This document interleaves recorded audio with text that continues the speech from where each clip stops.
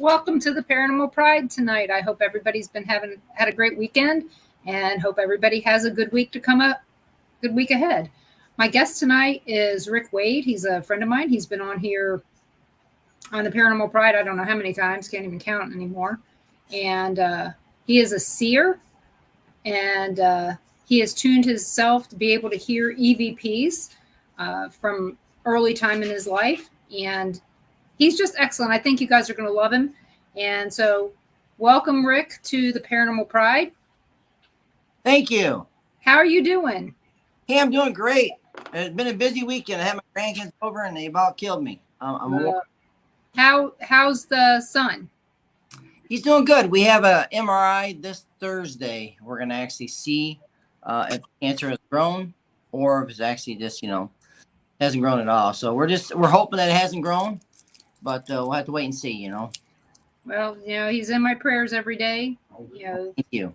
It's just, I know that you guys were shocked as anything to find out that he had cancer, but didn't he have a car accident that kind of brought this to light?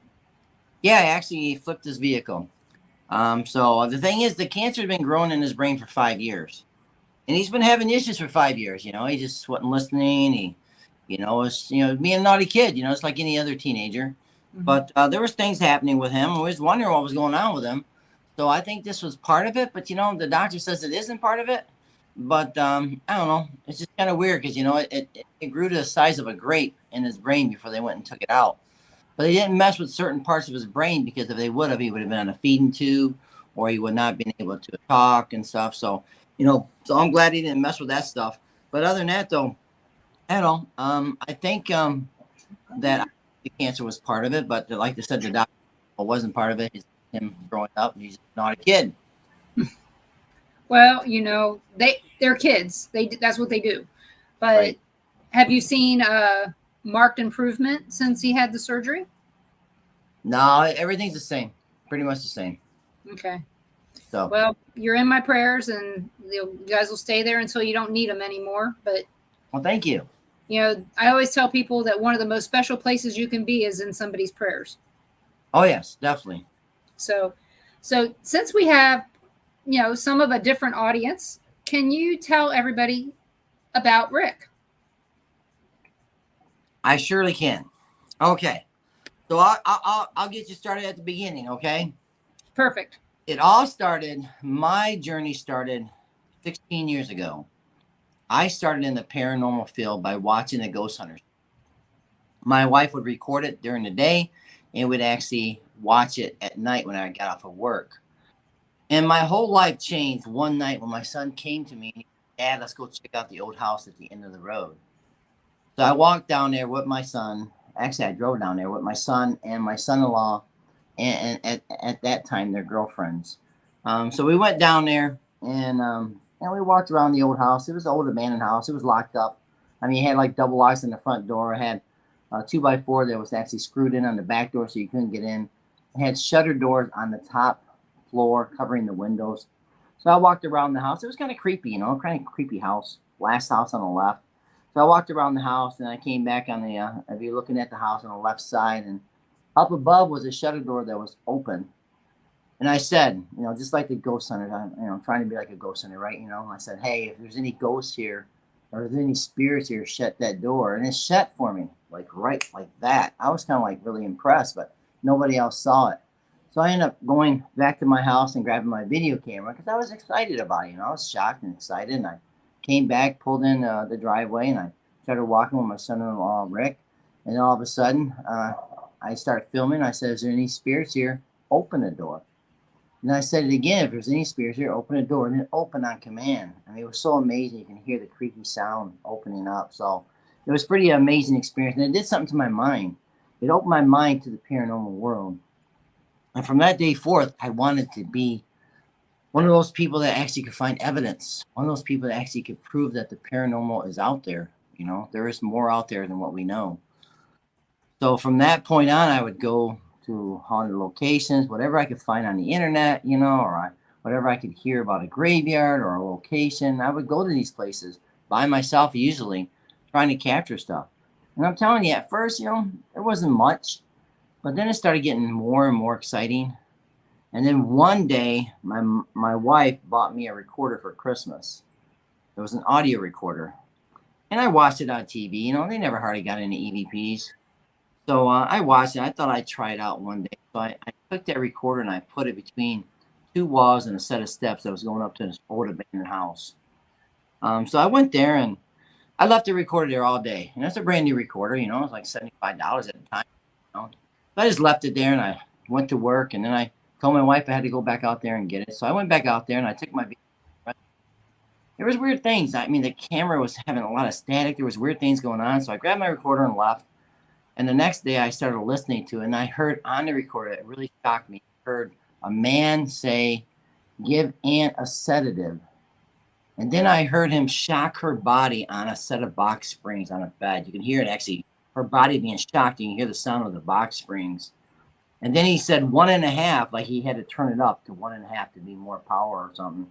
And they shocked her again. I was blown away with that, you know. And then later on the recording, I heard a lot of females talking. And then I heard an old train from, you know, like the old steam trains that had the steam engines and stuff. And I could hear the actual steam and the actual engine going by, the train going by. And there was a set of tracks there, but they hadn't been in commission for like 30 years or 40 years. So to be able to capture all that stuff, I was kind of shocked. And I would share this around to other ghost hunters that really were into ghost hunting, you know, at the time. And they all wanted my recordings. They all wanted my EVPs. But it was an amazing experience for me. But then I started hearing audio. I started hearing things on the audio. It's like spirits every day was letting me come into their world. The more I put time and energy into it, the more they was accepting me to actually and accepting me and be comfortable with me.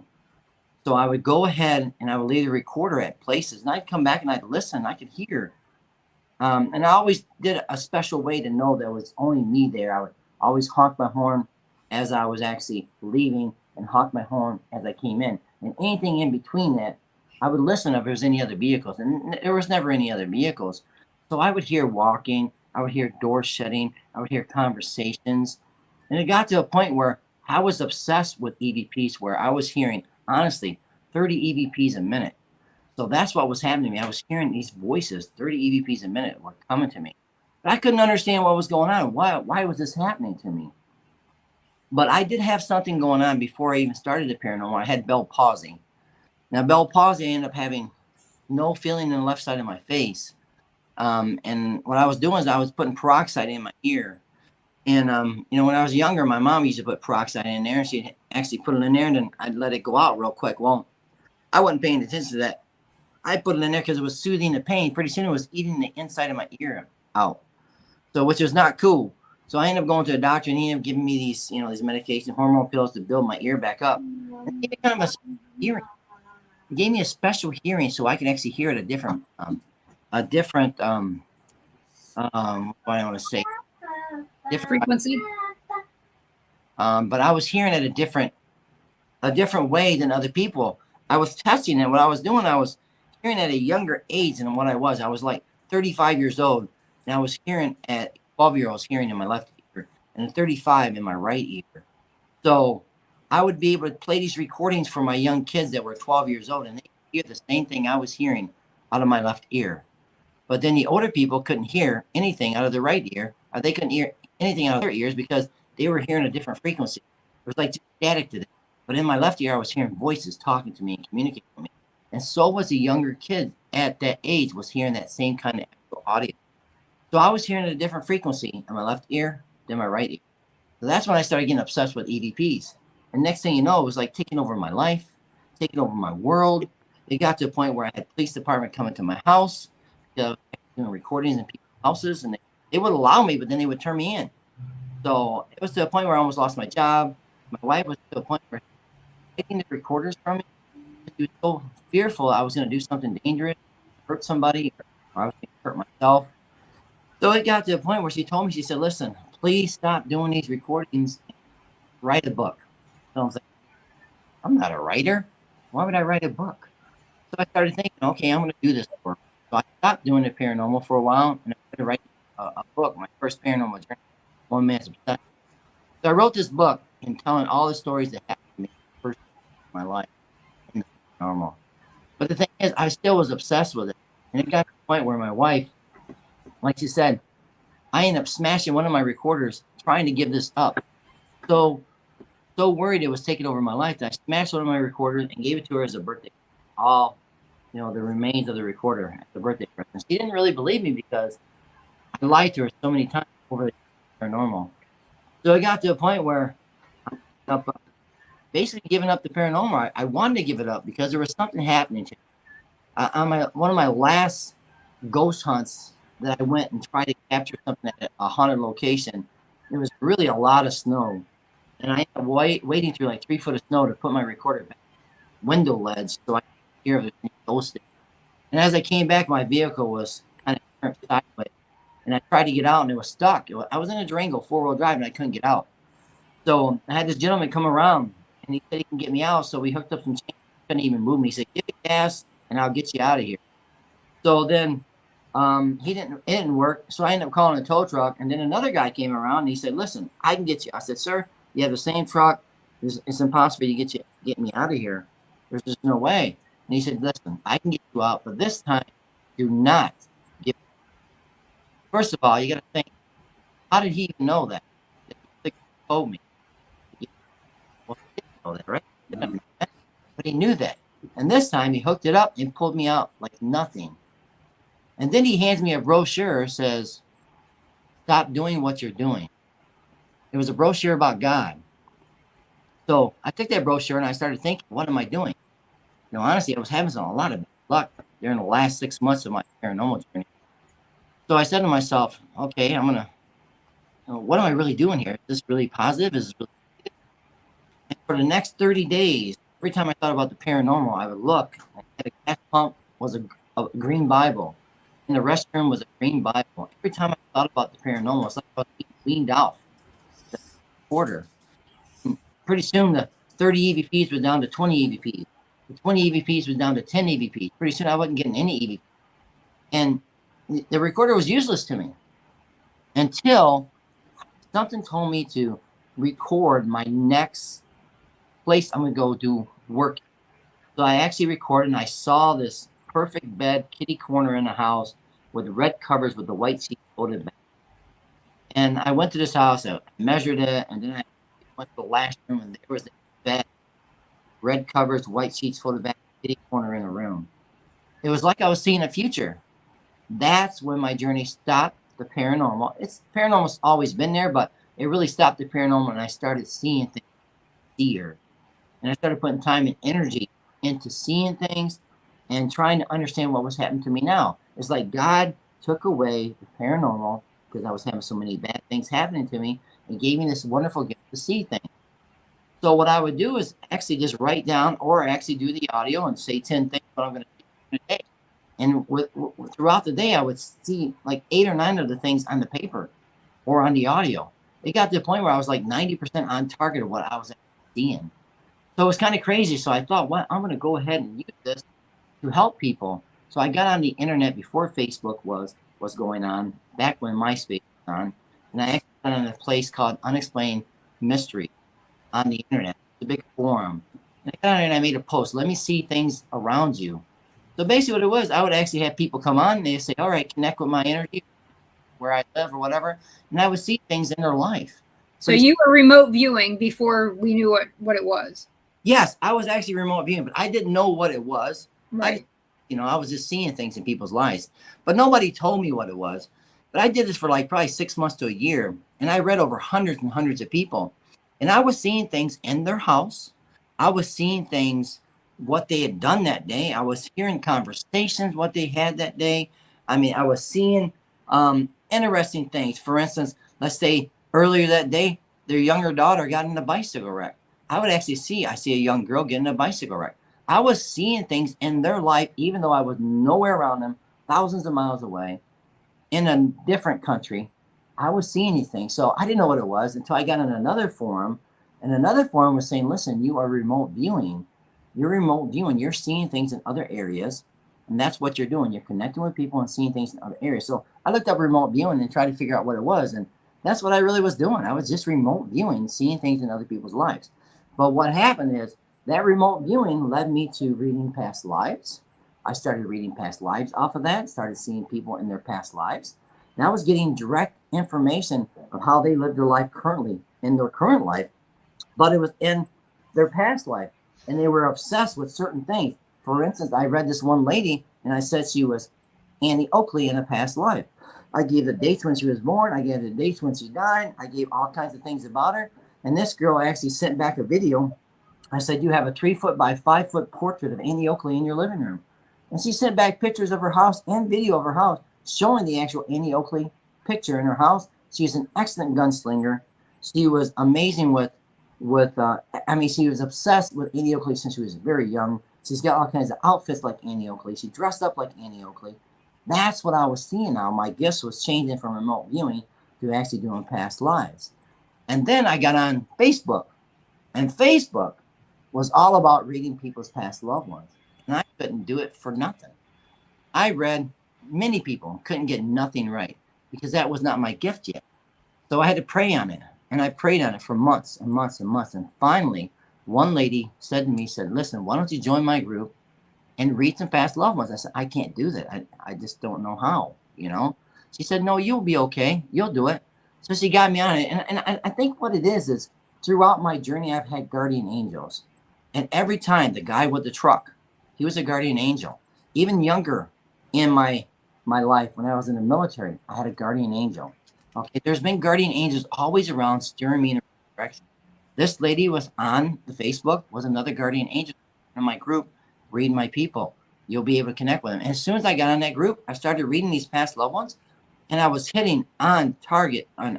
Pretty soon I got like 300, 400, 500 people waiting for reading. Then I read like hundreds and hundreds of people. Then I had to open up another part in the group to do more readings because I was so much bogged down with doing all these readings. So I ended up writing another book, Awakening of the Seer, about my Seer journey, how I actually work with missing person cases. And it's really interesting. Now, just last night I watched a movie called Smiley Murder Killers or Smiley Face Killers.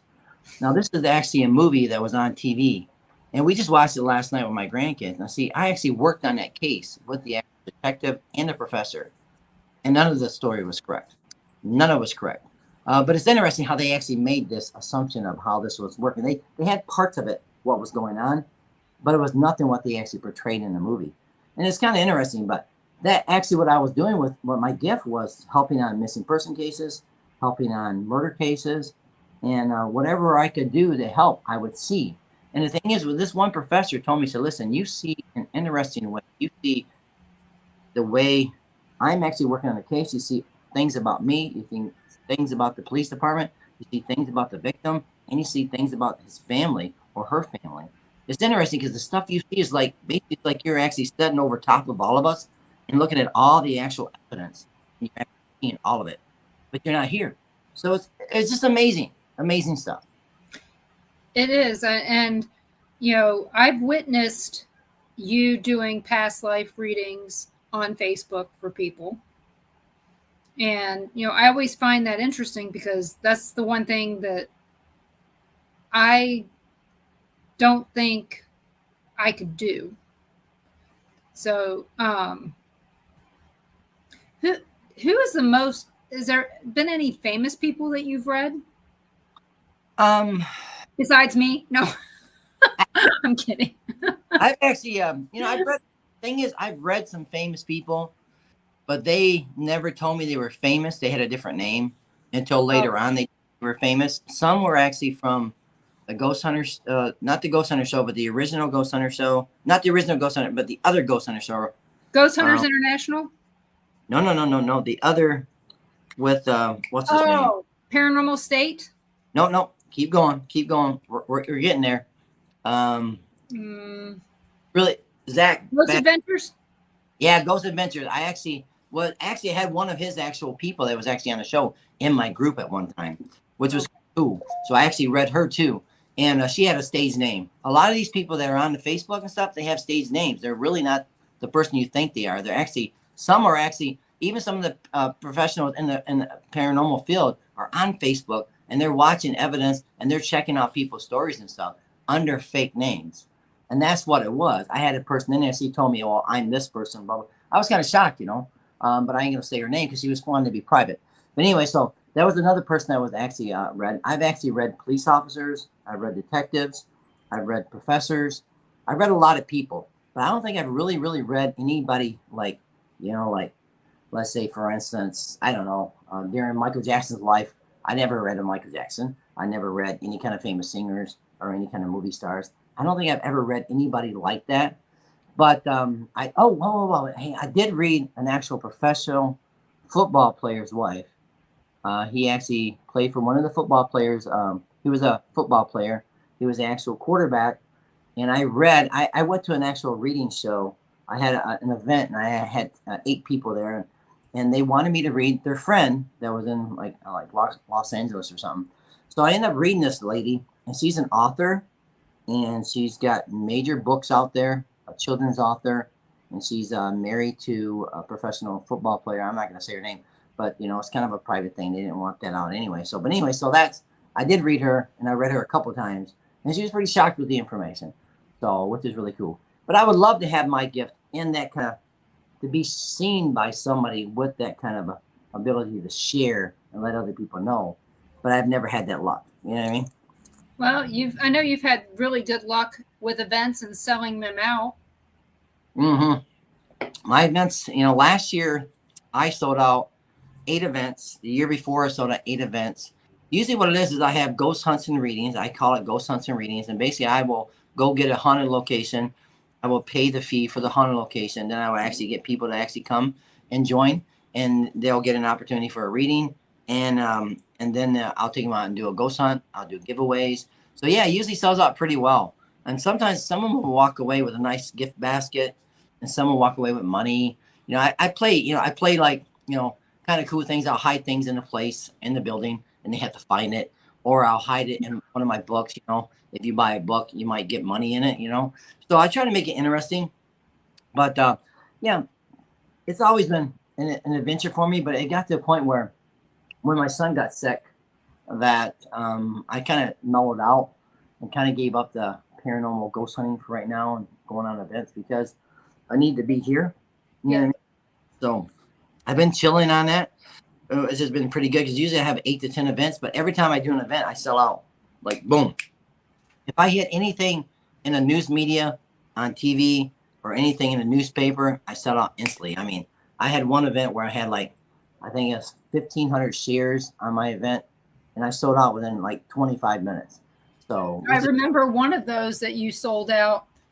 It was more than 8 people, but you sold out within a day, and that was amazing. Yeah, and the thing is, and that's the thing with these events.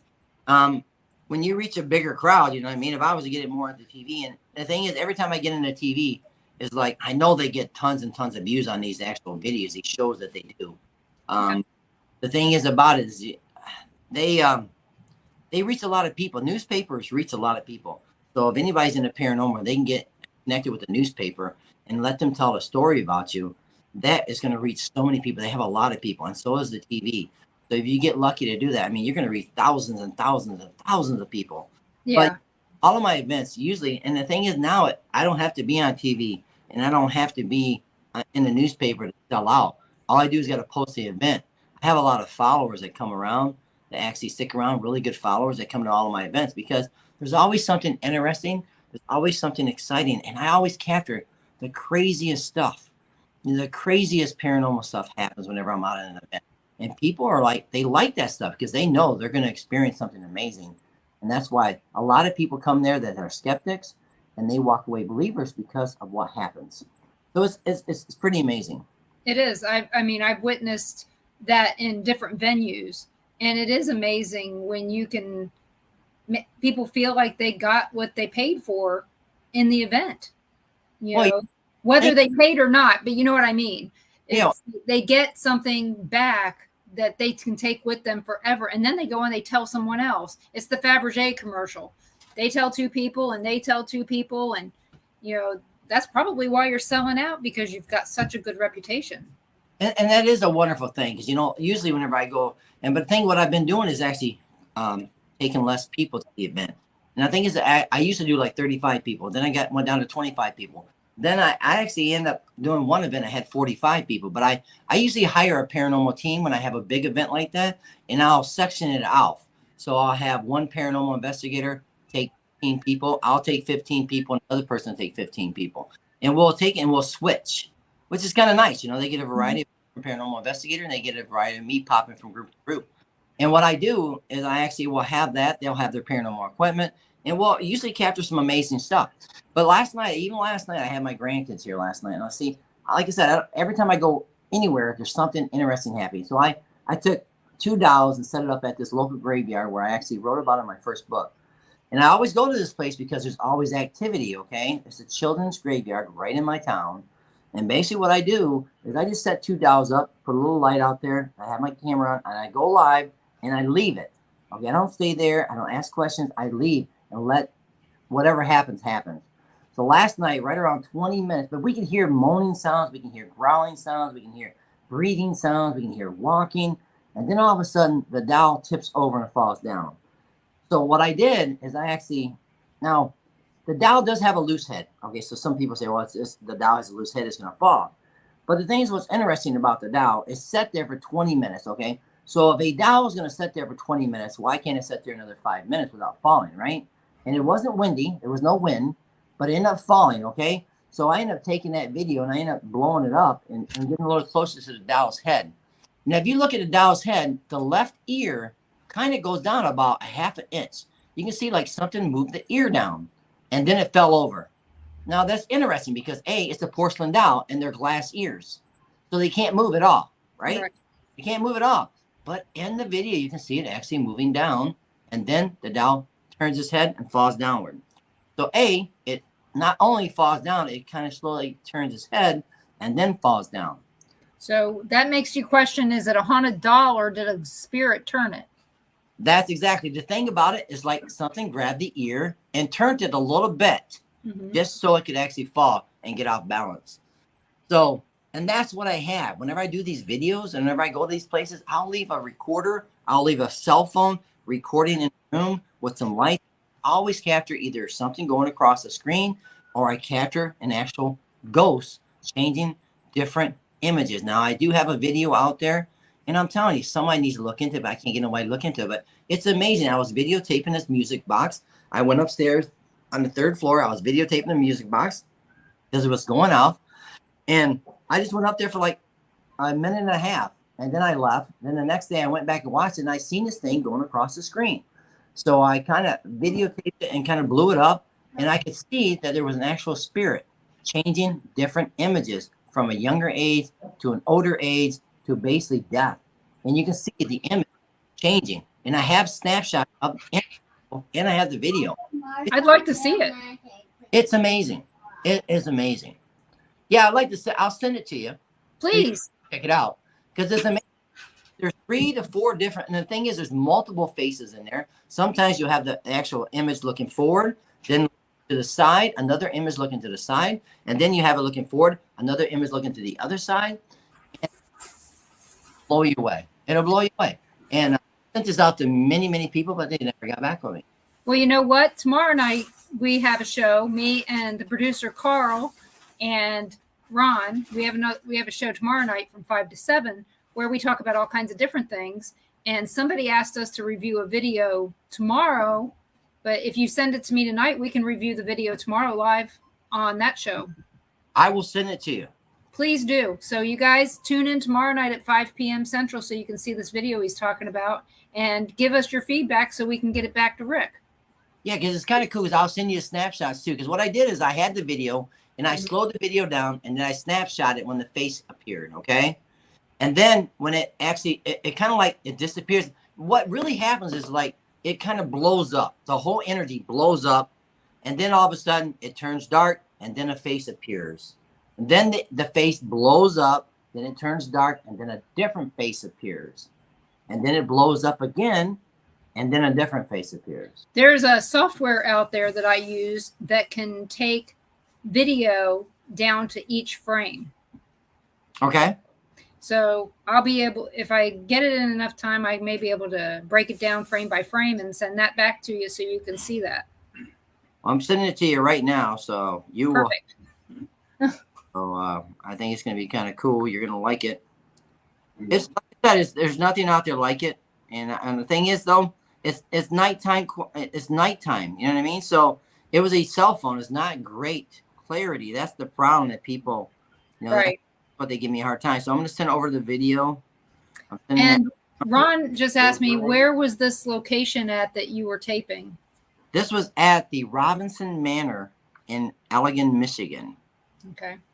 And the thing is, like I said, it happened. You got to see this. It's really, really cool. See the multiple faces, what actually happened. And in one of the actual images, which is really, really cool, you can see an actual spirit looking right on, a big spirit, and then another spirit on an angle looking up at that spirit, which is really, really cool. Now, I just sent you the video. I'm getting it. Actually, once it comes up, we can share it here and have people see it. So let me get it up. See, something special, guys. Yeah, this is really cool. And can you show the pictures too? Yes, I can. So let's get this video up.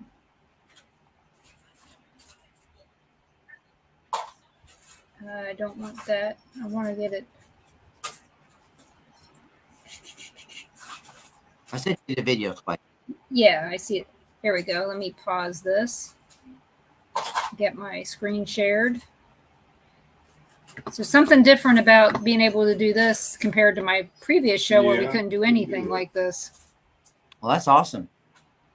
Okay, let's see. Share screen.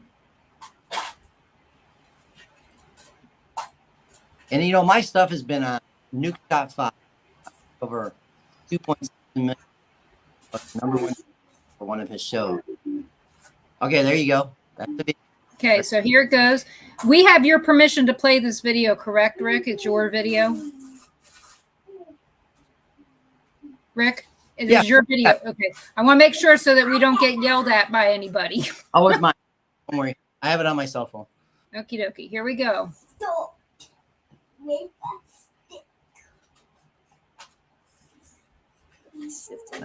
This is where the light flashes, and when the light comes on, watch.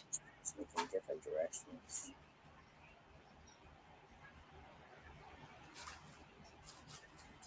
Now watch, he'll look different directions. Watch.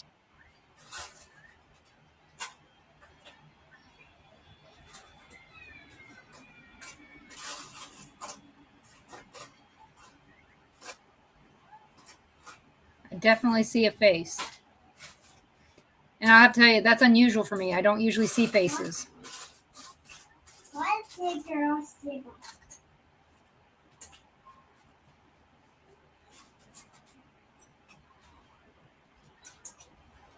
And you watch him, he's looking in a different direction this time. See? Uh-huh.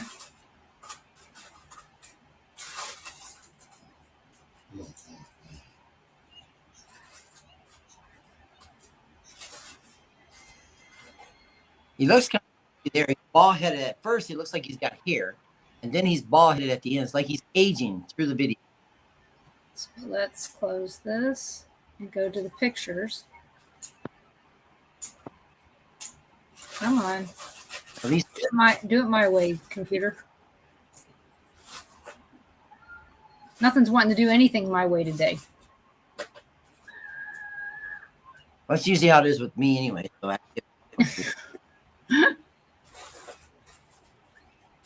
Okay.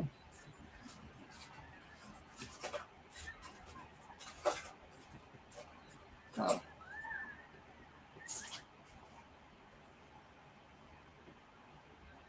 I don't know why it's fighting with me. So give me a second here.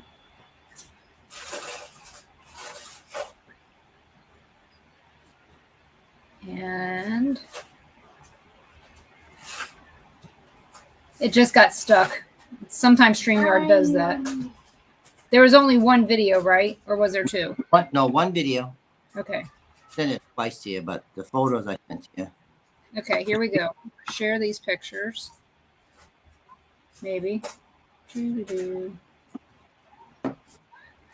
So there's the one. You guys see the face there? This has multiple faces. I see one here, one here, Yep. one here. Right? 3? Yep. Okay. And is this Yep. okay? That's him like a skeleton. Okay, and then another one. Mm-hmm. And this one's amazing. Looks like face. Hellboy. If you look at it, it's facing, the bigger image is facing, but look at the lower left of the chin. There's another spirit looking up. Okay. See that? I know I can see. Okay. There's Okay. actually 2 of them there. Okay, so I see this one. Where's the other? Okay, there is. If you look at the top, you have the top of the head. See the top? That's the top of the head. Right. Go down a little bit, you see the dark eyes. Right. If you scroll down just a little bit to the right, you'll see another complete spirit on an angle looking up at the eyes. You'll see eye, nose. Right here. Yes, on the side. Yes, yes, perfect. Okay. You see it now? Yep. And Okay. This is all in that video. So I hope you guys enjoyed that. And hello, Judy. Love you too. My sister. She has the book that you signed for my mom. Oh, wonderful. That you had sent my mom. Mm-hmm. And do you still have any family down in Salyersville? Yep. Did they get affected by any of the flooding that happened down in that area? I think that they're all okay, but they witnessed a lot of that stuff down there. So yeah, Judy, my sister's in Virgie, just down the street from where my mom lived, and Pikeville got hit pretty hard. Yep, I have family in Pikeville. That's where my family is out there. Mm-hmm. But and guys, I have 2 of Rick's books, and I love them. So make sure you check out his books. Where can we find your books at now? You can get them on Amazon or Kindle. I am almost done with my 3rd book. My 3rd book is my childhood memories. So I think that's going to be a great book because a lot of it's about Kentucky, about growing up in Kentucky, about experiencing what I experienced in Kentucky. My mom moved a lot. I'd say we moved probably 2 to 3 times a year. So I was in and out of different school districts all the time. So I had a rough childhood growing up. I mean, it was great, but I had a rough time being bullied and picked on.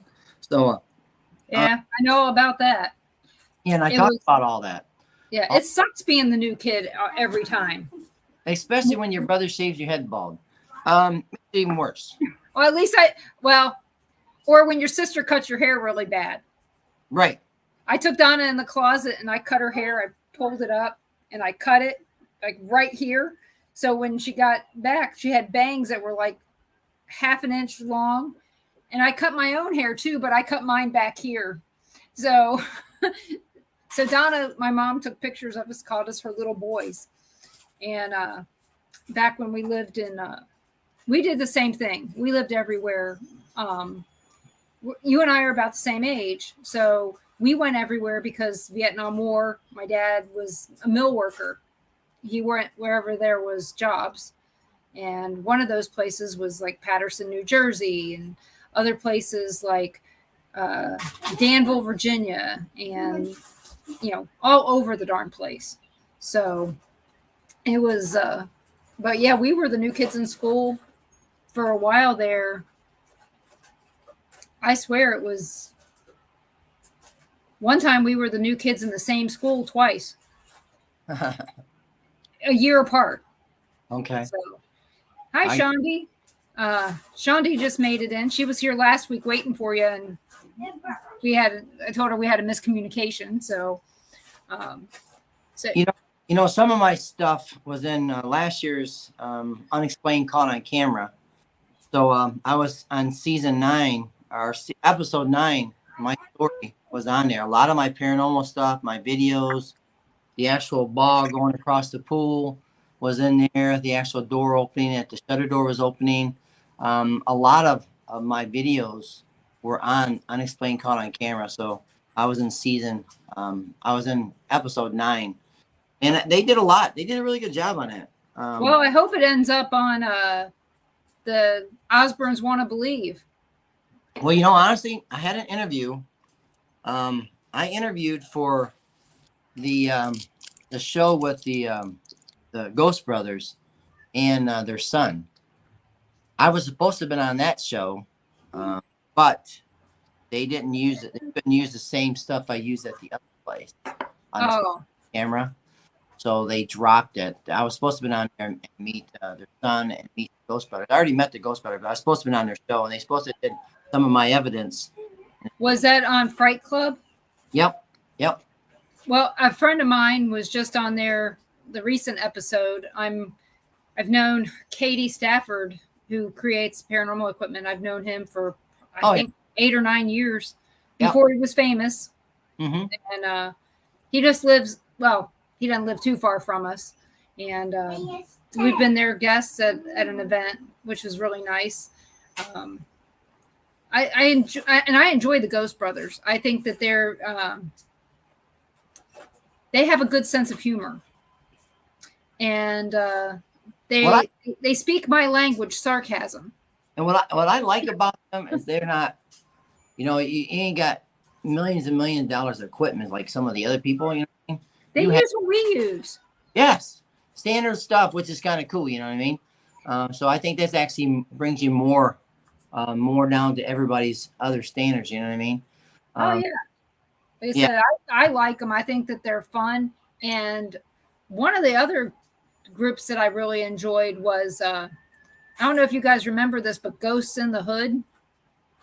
Never watched. It was a show. It was on Waid TV. So, and they were great. They were in Compton, so out in LA, and they investigated a drive-through funeral home. So they have drive-through funeral homes with bulletproof glass out there, and they had investigated it. And one of the guys from that show does ghost hunts out at Binion's in Las Vegas. But I just find them, I'm like, these are the people that are going to find the evidence that's going to break open the paranormal, are the people you least expect it. Right. From. So, bye, Judy. Love you. But the thing is about the paranormal now, it's gotten to a point where there's so many jealous people, so many hateful people. It's really sad. I post my stuff in a lot of paranormal groups.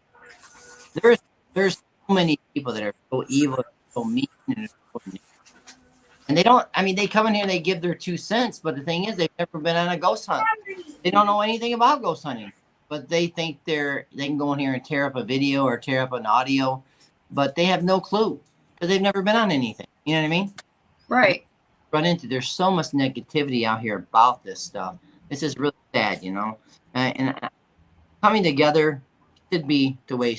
Now there's a thing called National Ghost Hunt Day, and I had some friends that actually do that. A lot of the big paranormal, they go to haunted places, and then National Ghost Hunting Day, and they go there and they actually experience. And they all kind of share their experience and stuff. And Scotty York used to do that. You know who Scotty York is? Not off the top of my head. He's a medium too. He's a medium and does readings. But yeah, you know, they all get together and they actually get different locations all over the world. Right. And have one starting at this time, one starting at that time, and they put all the evidence together for an actual show for everybody to watch. So I think it's kind of cool. They bring everybody together, which is kind of cool. And the money is usually for restoration for the building. So, you know, people come and they pay $20 or something, and it goes right straight to the Yeah, we did National Ghost Hunting Day back when we were doing tours for the Sally House. We did oh, you did, yeah, okay. Dinner and a ghost hunt. It was kind of like a dinner and a ghost hunt. We called it the Haunted Hop. You had dinner at a haunted restaurant, and then we investigated 2 haunted locations, all while driving around on a bus and getting the tour of the town with the ghost stories that go with it. And I do miss that. I miss doing that kind of stuff. Yeah, they need to do that again this year, but you know, I just don't have time right now. No, your priorities are where your priorities should be. In my last ghost hunt in June, I did 2 haunted locations, and the last haunted location was the Stone Mansion in Indiana. Have you ever been there? Which one? Stone. No, the only place I've been to. in Indiana was Revenant Acres, and that's no longer a public location. Go to the Stone Mansion. Let me explain to you. I went there with a group of 8 people, which is really, and I the room, and we're sitting here watching a videotape. Because what I do is I videotape, and everybody watches my page with cell phones. So they were all watching the live video, and I was doing this up on the 2nd floor, and all of a sudden, something happens in the video where the actual door, let's say it's a 3-foot door, the whole left side of the video crunches and makes it a 2-foot door. The left side of the video crunches and makes it a 2-foot door. Everybody sees it. Everybody, did you just see that? I'm like, holy crap, what was that? So this is interesting. Now, this is a live video. This is captured on live video. So when the video ended, we all started watching the video, and there it was. I'm like, oh my goodness, look at it. This is really cool. So what I ended up videotaping another friend's phone from my phone. I just started videotaping because I wanted to capture that actual part, right? So I ended up videotaping that on the live video after it already ended. So I taped it. I'm like, cool. I cleaned it up and I put it out on Facebook. And they're like, oh, I don't know what that is. Is it a glitch or something? Is this? Is it? Although there's a ghost over there, whatever. But the point is I end up going back the next day and watching that video, that live video that recorded it and captured that amazing experience. And it's not there. Not there at all in the video now. It's completely gone. But it was there after the video ended, and it actually uploaded because I videotaped it on the phone. So where did it go? Blows my mind. Where did it go? It's one of those strange things. We've seen that happen before. Yeah, we've had it happen at the Sally house where people would take pictures and suddenly they're gone, or they would be videotaping something and it'd be gone, and then suddenly it would appear back a little while later. So we've had all kinds of strange things like that. We've had I've received phone calls inside the Sally house from somebody outside the Sally house that didn't call me. It didn't register on her phone that she called me at all. But yet my phone's saying that I was getting a phone call from this person and they never called me. Yeah. So have you had that happen? Did you bring up phone calls? Interesting. I was actually ghost hunting in a place here by my house, and it was an old abandoned place. There's no electricity on or nothing, you know. But I was in one room, and there was a phone next to me, an old phone that you hang up, you know, the old phones, the dial-up phones. And I was sitting there, and I had my son with me, and all of a sudden, the phone rang right in front of me. Right in front of me. I had the recorder going. I could hear it on the recorder. I had no video going, but it rang right in front of me, and there was no service at all to that phone. Now, that is some cool stuff. That's what they can do. That's what spirits can do. They can actually do things like that. And I'll tell you what, when I first started my working on missing person cases, I worked with this one lady. You know, I wanted to actually help with this gift that I had. I wanted to actually try to see if I can see if anybody's missing, where they're missing, who took them and stuff. So I found this website on the internet saying that, you know, please help with these young kids that are missing over across seas. So I contacted this one lady and I said, listen, I'd like to work on a case. This is what I do. This is what I see, hear, and feel things. She said, sure, go ahead. We'll do it. She was different on time frame. 5 o'clock was like 5 o'clock at my time or something. We're like 12 hours off or something. So I would actually read this young child. She wanted me to give me a picture. She said, read this young child. So I read this young child. I was seeing all this stuff. And she was actually taking the information. She was interested because it was making sense to her. Even though it probably wasn't directly connected, but it seemed like it was connected because of the way I was actually offering it. Mm-hmm. So she told me that the stuff I'm getting is actually kind of interesting because it actually relates to what's going on with me. So then I described this building, I described this house down to a T, and she said, that's exactly, I mean, sent me back pictures. She said, don't let nobody see this. This is an actual case. You can't let anybody see it. She sent me pictures back of the house where the kid was. And I'm telling you, it was exactly how I described it. And this woman overseas, right? So I was seeing things. I was seeing things, feeling things, and all of a sudden, I seen this taking some bones in a cup and throwing them on the ground. And she instantly said to me, stop reading the child. Don't read the kid anymore because you connected with that spirit. And doing part of the some people like a witch doctor or something. Something over there about it. I said, do not. I described what I saw, the lady stuff. I said, do not read the person anymore. So as I was acting, I said, okay, I'll take a break from it. Walking back to my son night, I heard a voice in my ear speaking language. And then within like 15, 20 minutes later, he was sick dogs, throwing up, going to the bathroom. And I had taken the bathroom nonstop sick dog.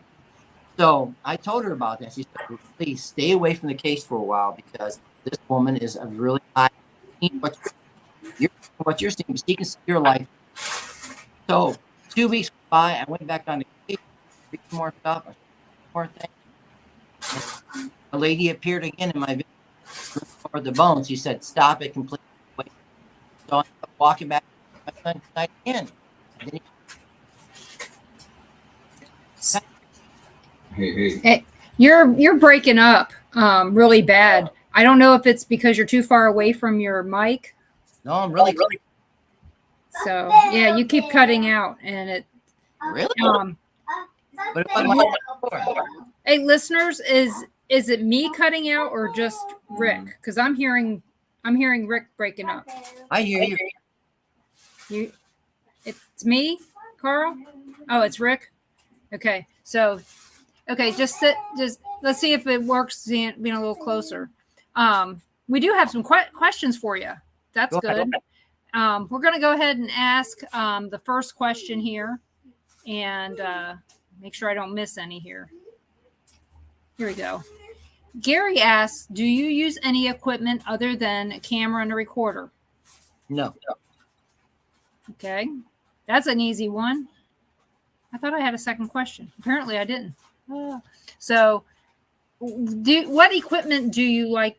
Well, you apparently like the recorder and your cell phone the best. Right. And your camera.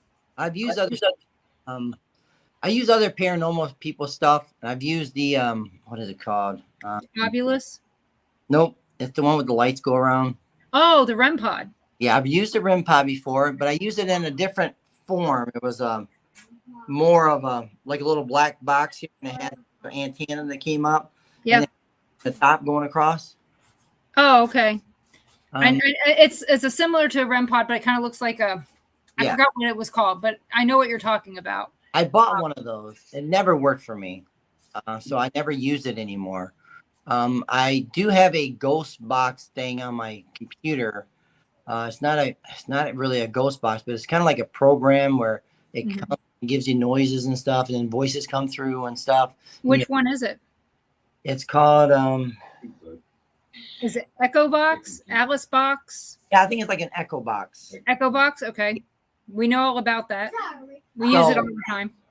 And sometimes stuff works amazing. One time I had my grandkids over here, and we asked a question, and they wrote it down. They wrote down the answer, what they wanted it to say, and it said it. And they didn't even know what we were talking about, but it said what they wrote down on paper, which is kind of cool. So we've had it speak Japanese. We've had it speak German. Oh. And there's nothing in there like that. And the Echo Box is one of the few that I can recommend people because I know how it's built. I know, and I do programming. So let me Peter on that's work.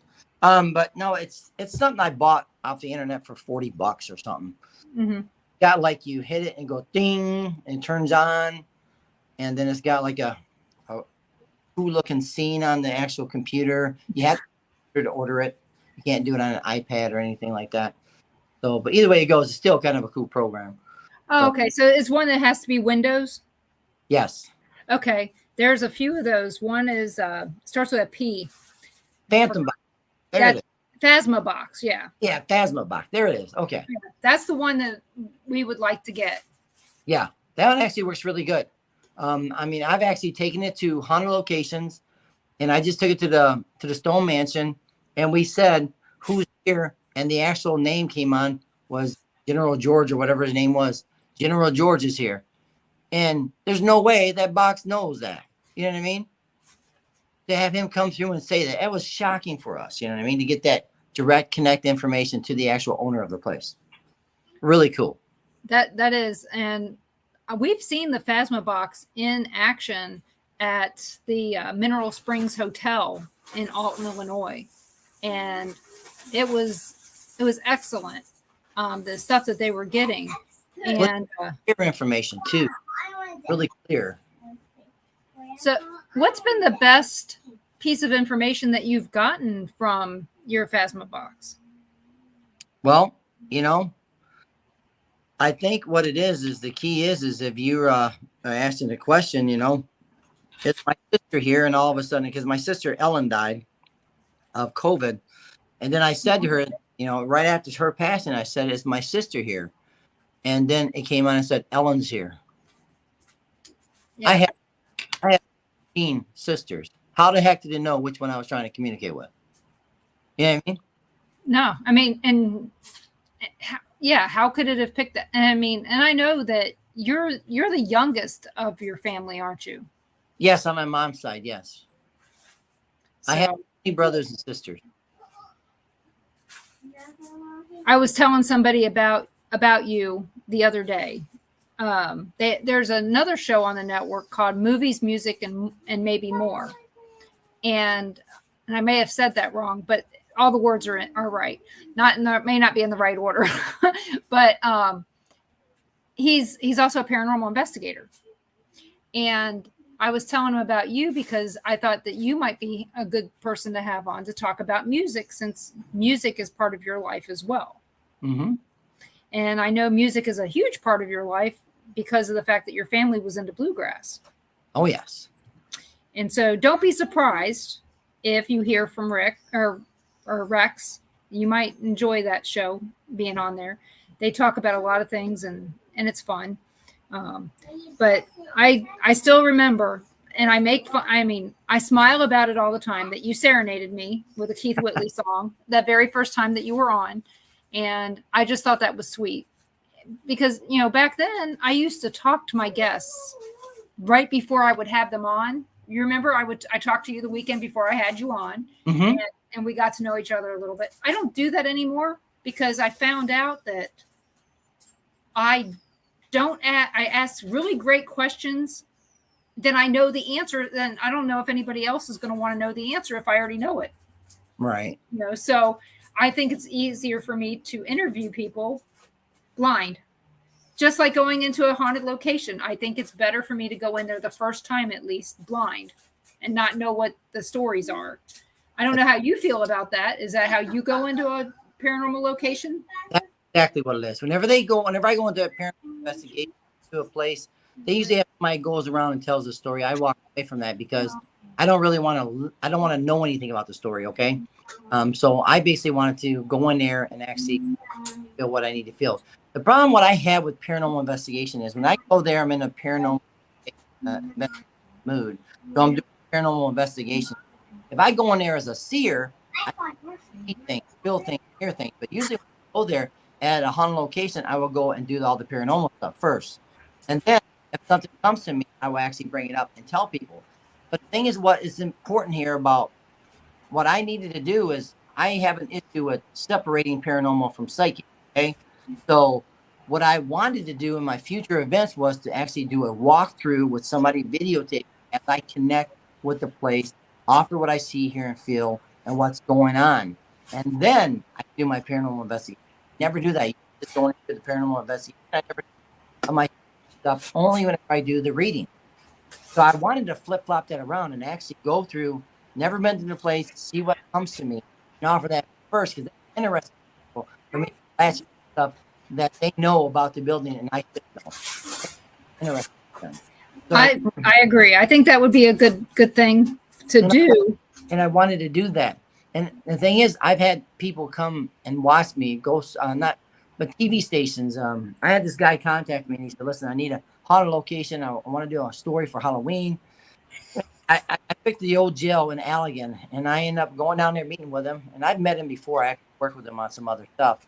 But we went down there and we did some videotaping throughout the place. And I have this ability where I can actually hear spirits talk in real time. So I'll walk into a room and they might say something to me like, "Steven's here." And what I'll say is, say, did you guys just hear that? And they'll say, no, nobody heard anything. I say, well, I just heard a man say Steven's here. And they're like, look at each other and they're like, I didn't hear nothing. And then I'll play the recorder back because I'm always recording. I'll play the recorder back. And then you hear, as I walk in the door, you'll hear a man say, Steven's here. So that's kind of cool to be able to hear that and have it validated by the audio, because then people can hear it. And the thing also about it is really cool is whenever I was in the actual doing this show, I was sitting here and I said, I hear this person say, I'm hurt, or they said, I'm sick. And everybody's in the room, even the actual people with the TV. And they said, well, listen, did anybody hear I'm sick? And nobody heard it. Nobody heard it. And then they played back the audio and he said, it's all in the playback. And he plays back the audio and you can hear the spirit say, and it's good to have that validation. You know what I mean? What I'm hearing and actually being on audio. That's an amazing thing. It shows you how gifted an individual can be by hearing it in real time. And another thing is what's really cool about my readings. And I would actually do these private readings with people, and I'll actually do a video with them, and I'll connect with their past loved one. And then all of a sudden, they'll be by themselves, a female. Then all of a sudden, you hear their loved one come through and say a direct connect word to them, or they'll say something in real time. Now, I capture real time voice. So what that tells you is not on an audio, it's real time. The spirit's saying to me, hello, Rick, or there's, I missed you, Mom, or I love you, Mom.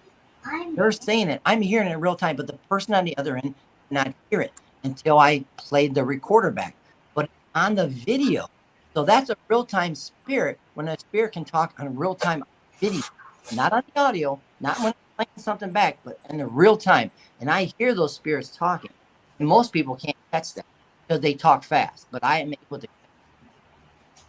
So, I think that one of the things I like and dislike about investigating a haunted location is the tour, because it predisposes you to thinking that something's there that may not really be there. You know, it's a legend. It's it's what they say is happening there. I think that they should do the tour after you investigate. Well, you need to go in there blind. You need to go in there. You get the real experiences. Okay, if somebody fills you with your head with stuff, you're gonna start thinking that. You know what I mean? The thing is that about that. Also on the Phasma box, I want to bring it back to the Phasma box. I had a friend, John Cassidy, that runs. He runs an actual paranormal event called Little Traverse Bay Parafest up north in Michigan, and I'm a guest speaker in April there, and I'll be offering readings and stuff. But beautiful place. But he actually took the Phasma box and he went on different levels of the actual this haunted location in Indiana. It was what was the name of that? It's one of the asylums in Indiana. And he went on different floors and he had this young child coming on and talking, and clear as day saying, I'm hurt, I miss you, Mommy. So the same audio on different levels of the floor through that Phasma box was amazing. And you can hear her clear as day. It's to a point where people were getting chill bumps because she was coming through. Now that's amazing stuff to get different levels of the actual building. The building's huge. Here's another question Gary asks. He says, do you feel like more spirits come to him because you are a seer? That's 100% correct. I think this is how it works for me, okay? When I was doing a TV show, they wanted to know if any spirits said my name. When my last investigation before the actual TV show, I had over 15 spirits said my name at the event on different paranormal equipment throughout the building. They always say Rick. No. And it's what's interesting. It doesn't matter. A ghost hunt going on live on Facebook, and I still would have spirits come through and say hi to me, even though I'm watching the video. And I'm not even with the actual investigation. They know automatically. I think it's something different. Spirits see me in a different way. And because I have a different aura. See, a lot of people have, they have a blue aura, a green aura. I have a special aura. I have a crack in my aura. So I have an additional bright aura. And that's what attracts these young kids, that attracts these spirits. All of them are connected on that white. See me. No matter where I'm at, they'll see me. They know I'm coming before I even come. That's how they are. They know it. Oh yeah, it's funny that you say that, because I know that a lot of times spirits will visit me before we go someplace. Will come and see me at home, talk to me, tell me what I'm going to see or hear or experience before I go. And so far, it's usually right. If I don't get any visits, sometimes it's because the spirits already knew I wasn't going. Right. I know ahead of time. Oh yeah. It's really strange, and I always thought that it was a unique thing to happen to me. We did a virtual investigation on the 30th. I couldn't go because we were doing something else the next day, and it was too far away. But I had spirits tell me different things before that investigation went live. Mm-hmm. And turned out to be really good for the virtual investigation. So, have you ever felt a portal or was able to pinpoint a portal? You know, honestly, no. I've been to a few places they said there was a portal. But you know, I don't know. I don't think that's part of my gift to actually know about a portal or see a portal. I thought I did when I was younger. I thought there was a portal here, a portal there, because of things. I was just inexperienced to know what I was doing. So I don't know. I've never shown to me. I've never been able to send a spirit on either. You know, a lot of people say their mediums can actually send a spirit on, say a loved one that's passed away and they're still around or something. They can send it to the light. I've never been able to do that. I don't know how to do that. The question is were they just visiting? You know, were they already in the light and they just came back to talk for that period of time? Maybe that's the reason you couldn't pass them on, because they have passed on. They just came back to give a message. I don't know. Like I said, I don't know how to do that. So whenever I go to a haunted location, I'm there as a friendly person. I'm a nice person. I'm not there. I don't bring any negativity. And the thing is that I always have nice, friendly experiences at paranormal places. Okay. I never go in there and run out saying there's a demon. Thank you. Thank you. I never do that. Even with the one with the actual spirit going across, everybody's saying that's a demon. That's just a spirit. Sorry. There was nothing. Nobody was harmed. Nobody was pushed down the steps. Nobody was dragged. Nobody was thrown up against the wall. I mean, I have been to a lot of locations that they said there were demons. I felt nothing. No negative energy. Nothing mean. Nothing bad. So I think a lot of times it's just get high, something that people bite on, demonic stuff. You know what I mean? Mm-hmm. That's what it is. People will bite on it. People like negativity. People like evil stuff. Whenever I go to an investigation, I never expect anything bad or evil gonna.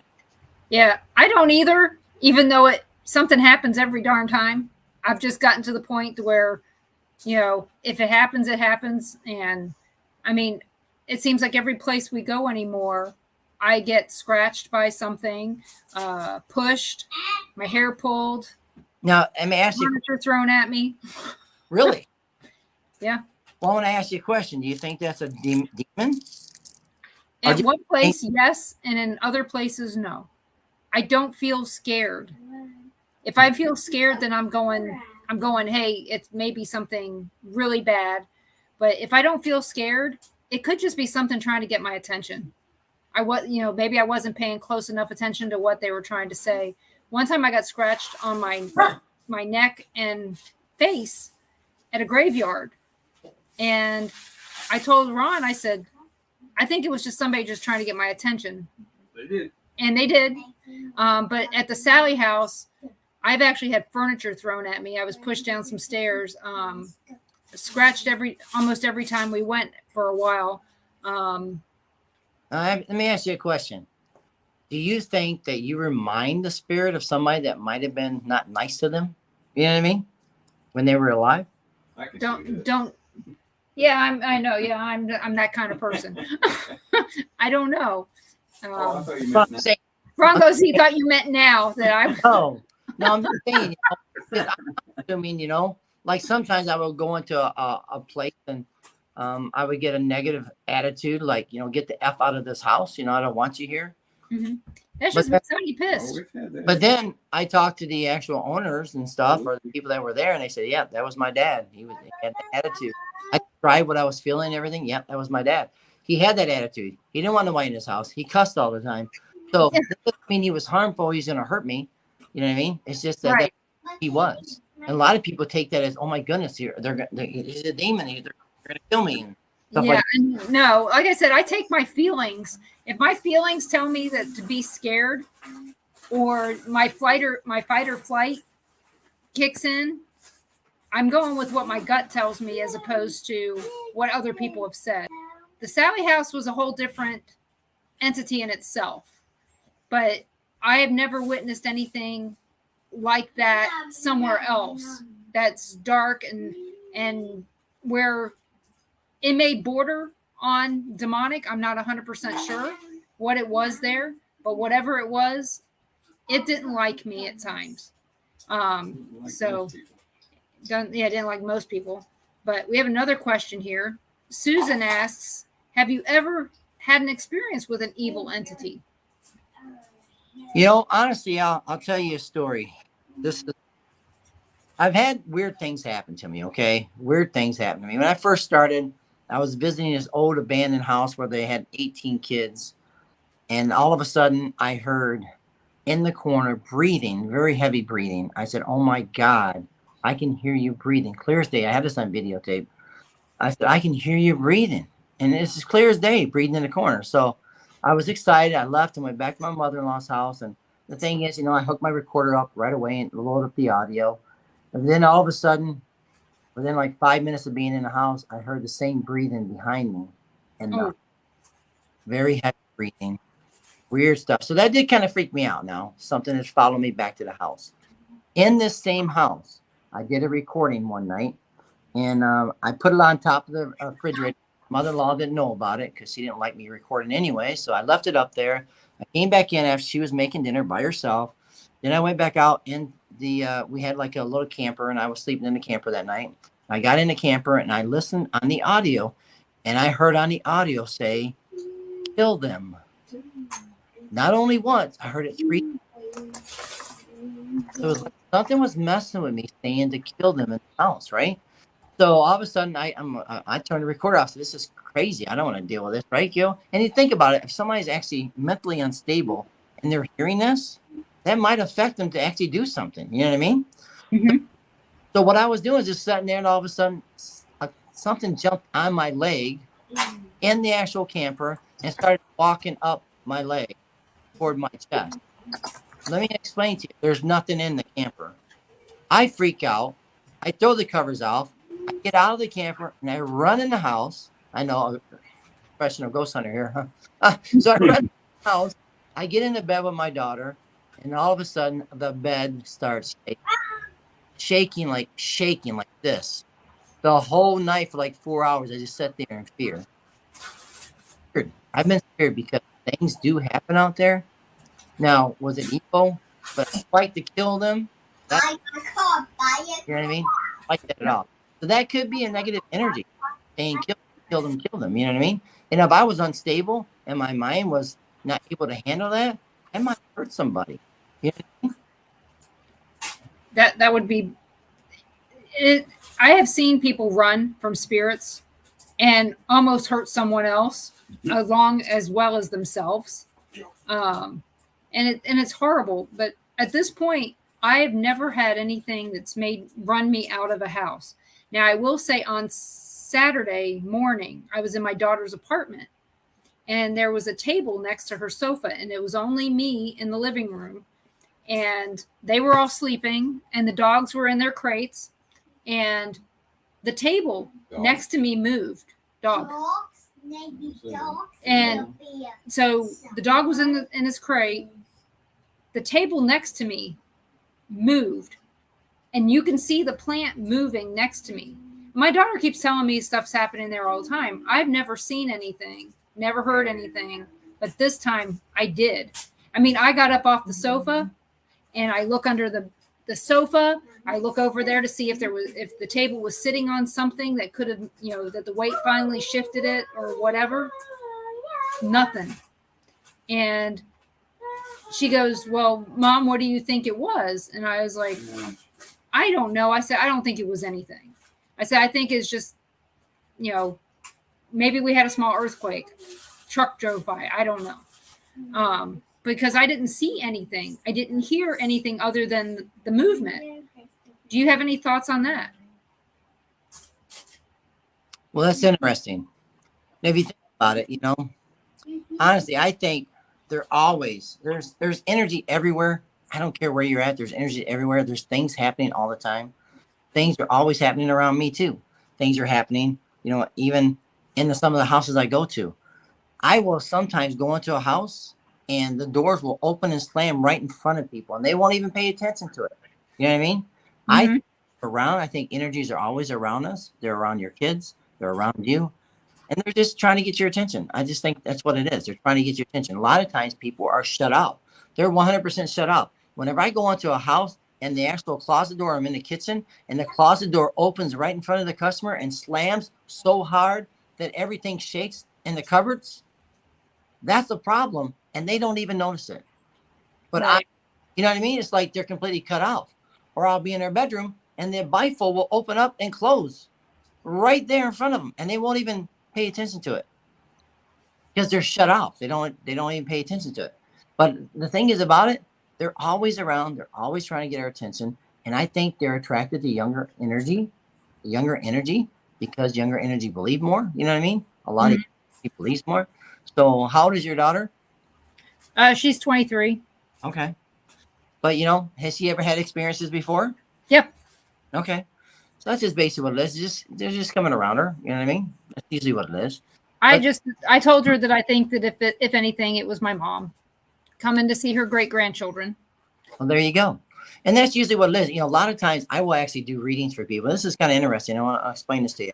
I always get people come to me that think that they're being possessed or they have demonic entities in their lives. Okay. I've had people come to me and I've read them. And, a lot of times it's nothing to do with paranormal. It's to deal with their mental state. And it's kind of sad, but that's what it is. And I will actually do what I do is I'll have somebody contact me from their house and I'll do a video on Messenger with them or a private video back when I could do private videos.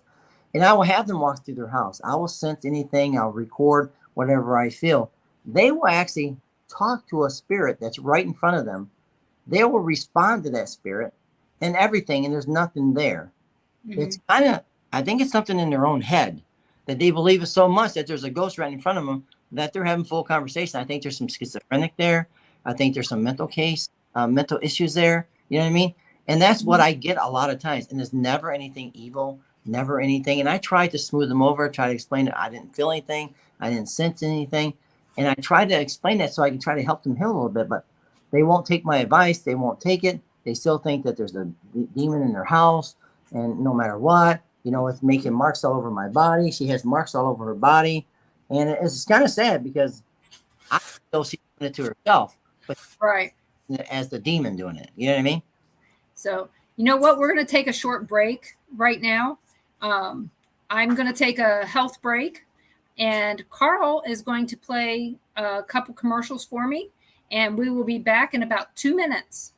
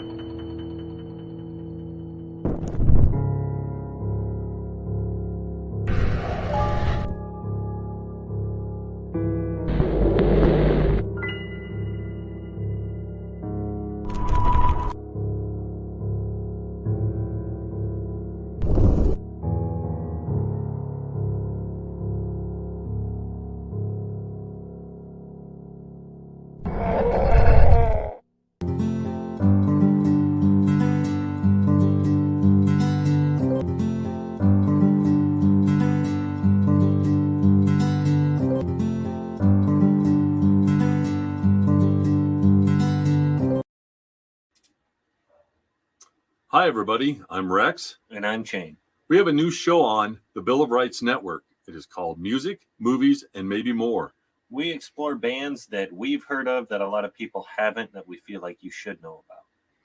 And we do the same with movies. There's a lot of movies out there that we know about that other people should know about as well. And as for the maybe more part, you never know what else we can come up with.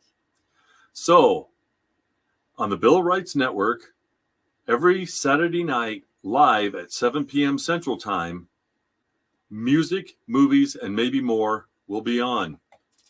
Thank you for listening, and I hope to see you there. Now we'll return you back to Paranormal Pride and Denise Pridemore.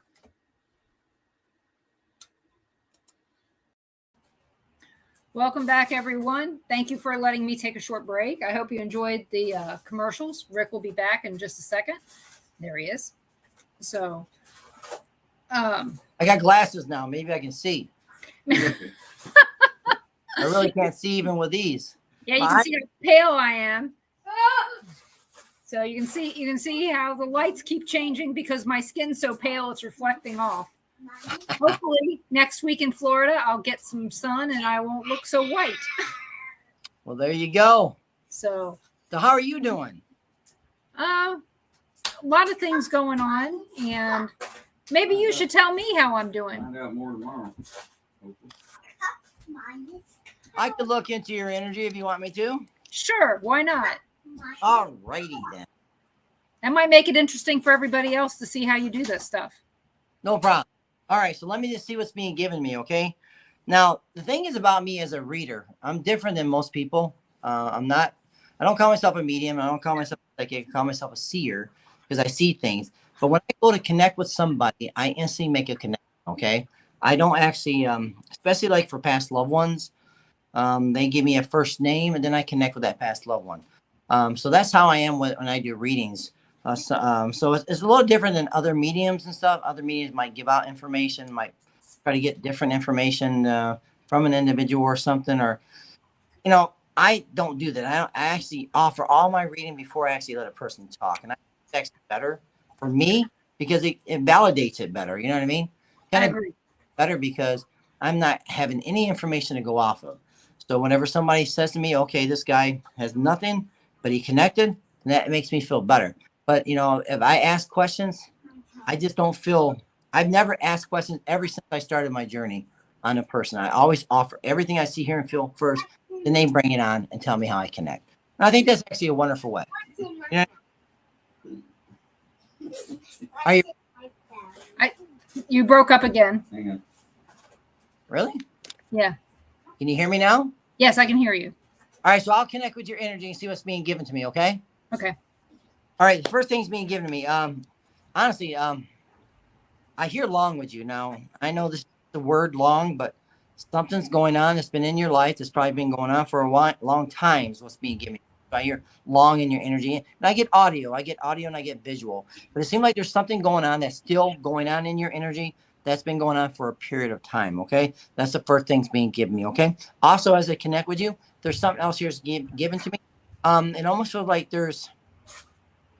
I don't know what I'm getting here, but it almost feels like your body is fighting against something or your body is trying to heal against something that's actually going on with you, okay? I feel like as I connect with your energy, there's something here going on like a battle inside your body. I'm just telling you this is what I'm feeling, okay? That's what's being given me, okay? Also, as I connect more with you, there's something here also about, I don't know, it seemed like you're not rested enough. It seemed like your energy is not rested enough. Or there's something going on with your sleeping where you're having a little bit more issue with your actual resting.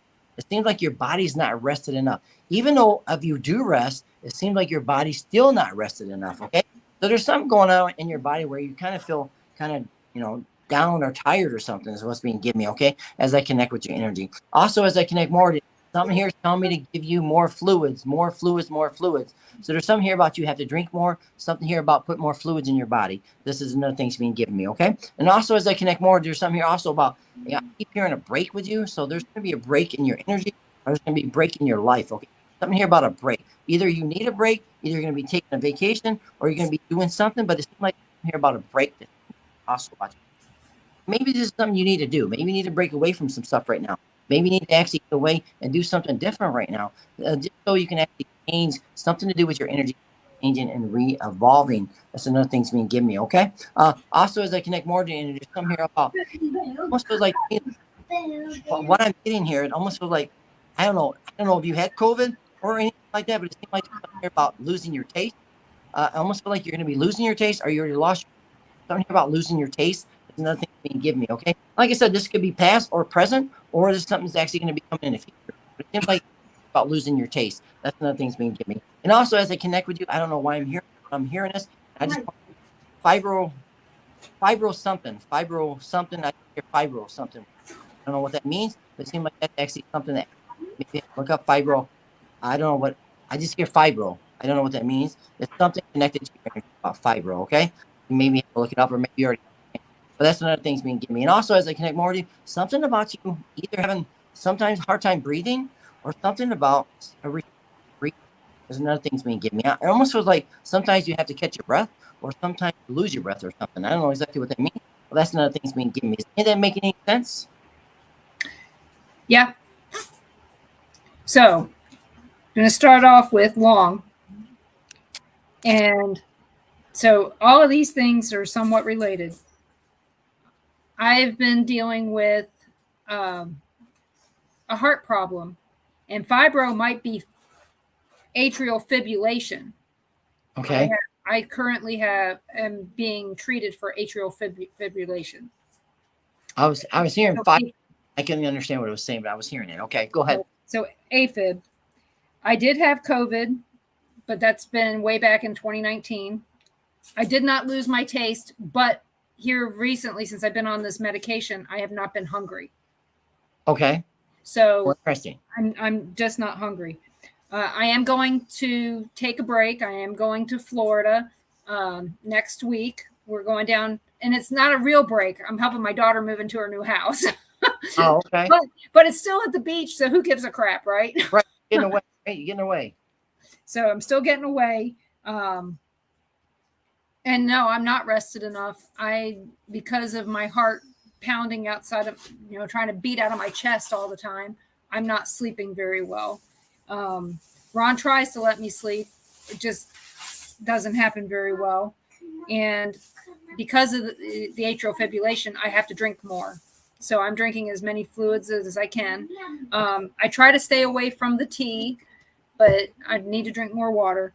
I was hoping that you were going to tell me I need to drink more moonshine and that would help. It would help with the rest. I would sleep better, probably. Knock you out. So, but yes, I am. My body is fighting itself. The top part of my heart is running a race, and the bottom of my heart is going, I want to go to sleep. So I'm running a race every night, and I'm having trouble focusing on stuff. So everything is a little bit of a battle right now. So, but the thing is I have a good attitude until I don't. That's the thing. I'm fine with most of it, and then I'm not. I'm frustrated. Mm-hmm. And to be honest, I never thought I'd ever have to ask certain questions to my doctor. And now I have to ask certain questions to my doctor.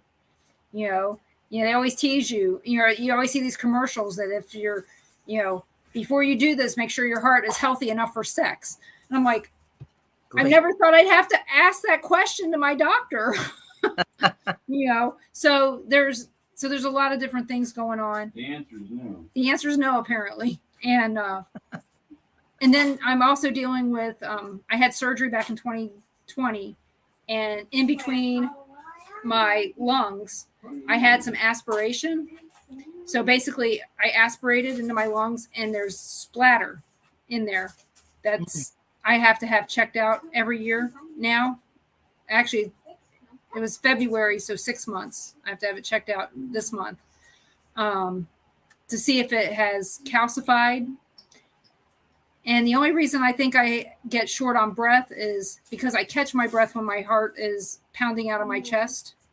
It's not like I can't breathe because I'm fine. But I think I just go and I just kind of get frustrated with it. But it is what it is. So you're very, very close. So I have to go with 98%. Well, wonderful. That's very nice. So So, Very nice. so you asked how I was. You told me how I was, and I kind of agreed. Awesome. Awesome. Awesome. And I tell people all the time, I'm very hard to read because I hide stuff very well. I mean, there's a lot of, I mean, Carl saw me the day I got out of the hospital. I went to the hospital on June 26th, and it was a Tuesday when we have the Tuesday show at 2:00 in the afternoon. The show's at 5. We were 5 minutes late for the show, and we still did the show right after I got out of the hospital. Wow. So, and it wasn't for any other reason other than I felt okay at the time. Right. I'm not letting this stop what I like to do. It has stopped me from doing some things I like to do, like going to an investigation that I wanted to go to at Ashmore Estates. I couldn't go because I didn't want to be away from the hospital. Carl We didn't go to Carl's, investigation. Carl said if we didn't do the show, we didn't get our checks. Oh, Ron says Carl said if we didn't do the show, we wouldn't get paid. There you go. So, Yeah, Carl. and just Ron goes, did that wake you up, Carl? So, and we don't get paid. So, okay. So keep that in mind. Inside joke. Yeah. So I thank you so much. And I'm going to ask you some more questions here. Where has been the place a place where you've investigated that has been the most fun? Well, I honestly think it's the old jail. Sheriff's house in Allegan was actually a really, really good place. And, there's another jail in Indiana, too. It's called the old jail. It's actually a jail where I think it was one of the outlaws actually left there. Actually, it used to be a pretty fun time, too. It's called, I think it's Old Jail Sheriff's House in Indiana, too. That's another place where I think it was not Dillinger. What's the other one? Yeah, actually, Dillinger. I think Dillinger escaped from there. Okay, I remember. Wasn't there something like that recently on TV? There might have been. I don't know. But I know that place was pretty active, too. All the places have been really pretty active for me. But I think I had more fun at that location because I used to have like 30 people used to come to that event. That's the one that sold out every time I went there. That was actually a fun time. I haven't been back there in a while because they usually sell out so fast. But that was a really cool place. I like that place.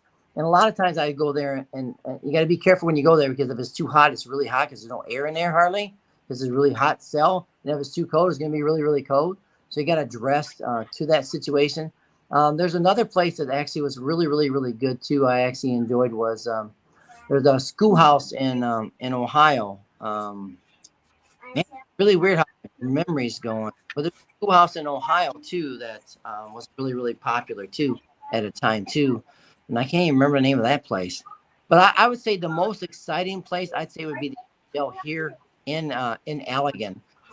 More activity there than any place. More audio, more weird things happening, more voices coming through. I'd say I had at least 15 to 25 real clear EVPs for people to hear in this place, which is really, really good.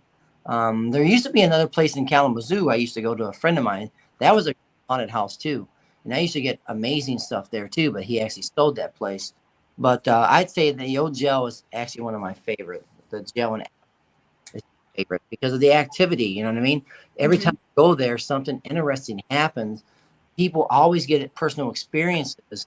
People always walk away shocked. You know what I mean? That's what you need for a location. If you have that, they're going to keep coming back. And every time I go there, I sell out. And every time I go there, there's always awesome experiences. So that's another wonderful place. But I want to go back to the Stone Mansion because there was just too much happening. Too many weird things were happening. I stayed there long enough. It seemed like, I wanted to be there more. But every time I was in there too, there was weird things happening on the video camera. There was weird things happening with the lights.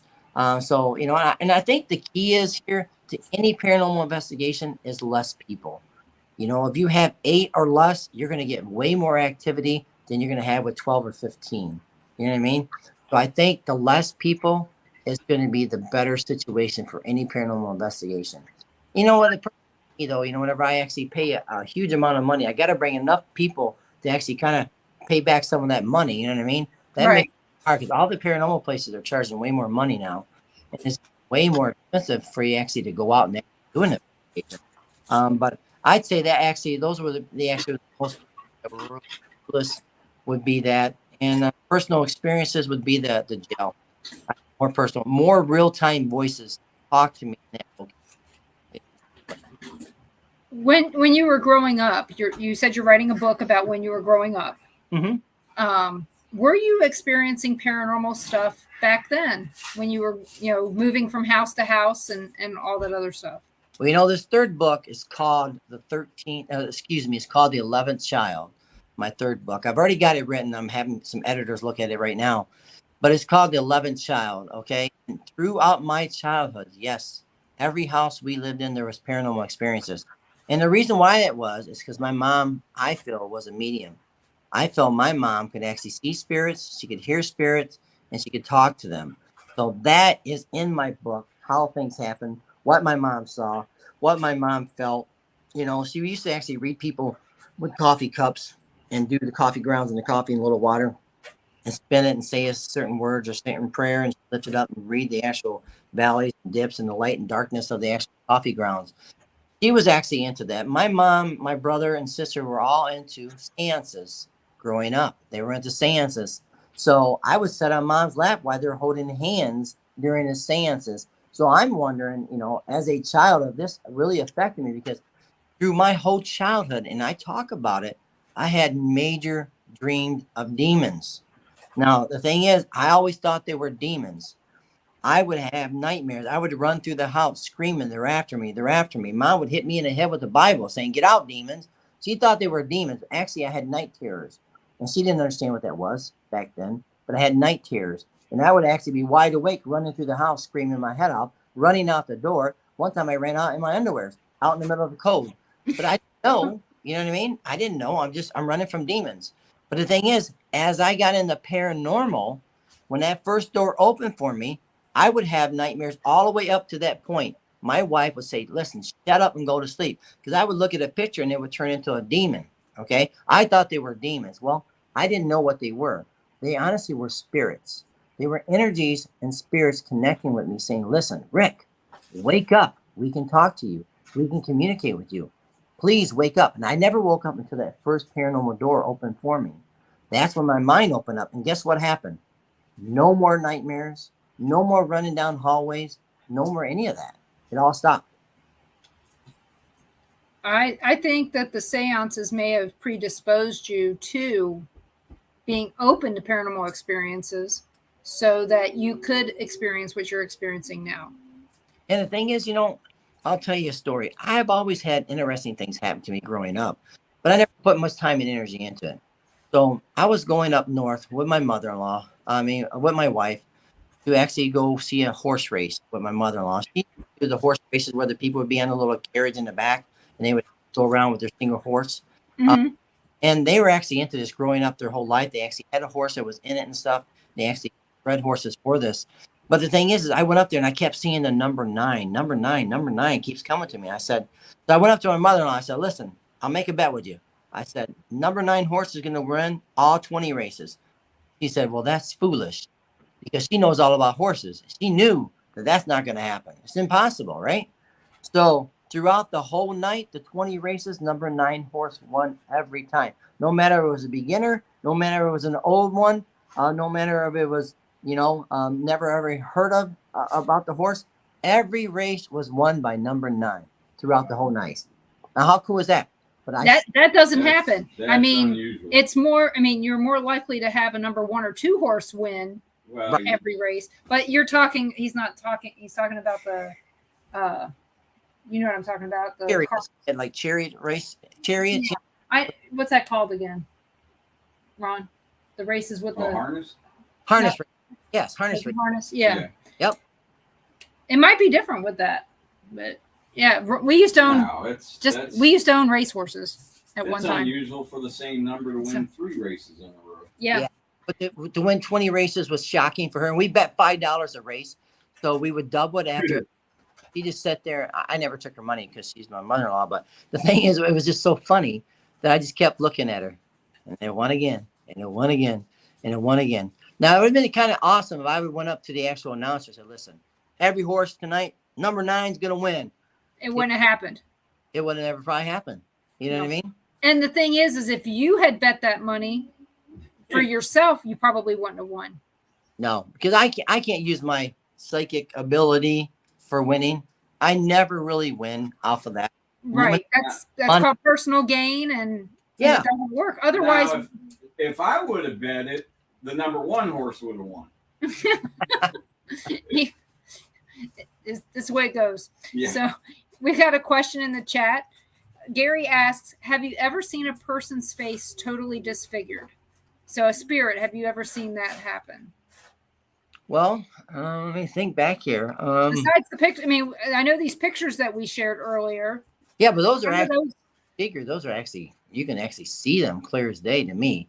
Yeah, I mean, some of them, yeah, you can, but are they disfigured? I don't know.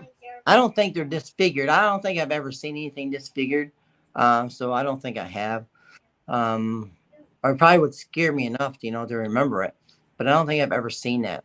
I just know whenever I was growing up, these things I was seeing I think it was more like human beings, like my wedding picture would turn into a female that had long hair, Mm-hmm. you know what I mean? That I might have thought at the time was demonic or something because it was changing images, you know what I mean? But it was just a spirit manifesting for me. You know what I mean? Whenever I was to chase down these kids in my hallway, because I'm seeing them and I'm chasing them down, I think it was just, like I said, it was just spirits. And I had no clue. But everybody told me, honestly, I used to see like what looked to me like owls out on branches out on my window. And I thought those were demons. But they were actually owls that they had faces on them, like human faces. You understand what I mean? Yeah.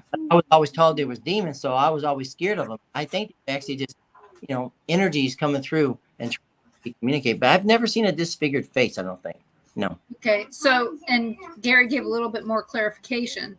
And I'm gonna put it the way that I think he means it at this point.